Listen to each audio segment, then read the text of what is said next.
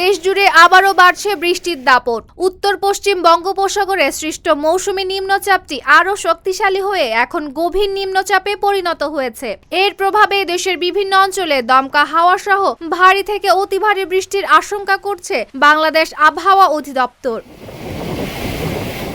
গভীর নিম্নচাপটি উত্তর দিকে অগ্রসর হয়ে ভারতের পশ্চিমবঙ্গ ও উত্তর উড়িষ্যা উপকূল অতিক্রম করতে পারে। এ পরিস্থিতিতে দেশের 4 সমুদ্র বন্দর চট্টগ্রাম, কক্সবাজার, মোংলা ও পায়রা বন্দরে 3 নম্বর স্থানীয় সতর্ক সংকেত দেখাতে বলা হয়েছে।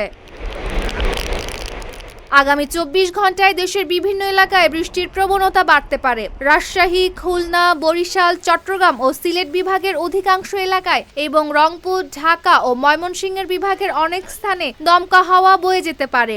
এছাড়া হালকা থেকে মাঝারি ধরনের বৃষ্টি অথবা বজ্রবৃষ্টির পূর্বাভাস রয়েছে। দেশের কোথাও কোথাও মাঝারি থেকে ভারী বর্ষণ এবং কিছু এলাকায় অতি ভারী বৃষ্টি হতে পারেও বলে জানিয়েছে আবহাওয়া অধিদপ্তর।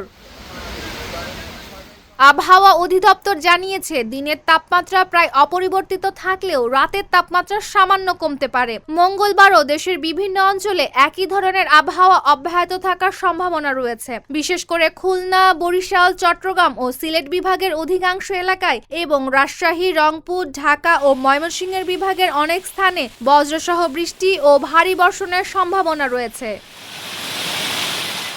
আবহাওয়াবিদরা বলছেন, বাংলাদেশের ওপর মৌসুমী বায়ু বর্তমানে সক্রিয় রয়েছে এবং উত্তর বঙ্গোপসাগরে এটি প্রবল অবস্থায় রয়েছে। ফলে আগামী কয়েকদিন দেশের বিভিন্ন অঞ্চলে বৃষ্টিপাতের প্রবণতা অব্যাহত থাকতে পারে। তাই প্রয়োজন ছাড়া বাইরে বের না হওয়ার পাশাপাশি আবহাওয়া অধিদপ্তরের সর্বশেষ নির্দেশনা মেনে চলার পরামর্শ দেওয়া হয়েছে।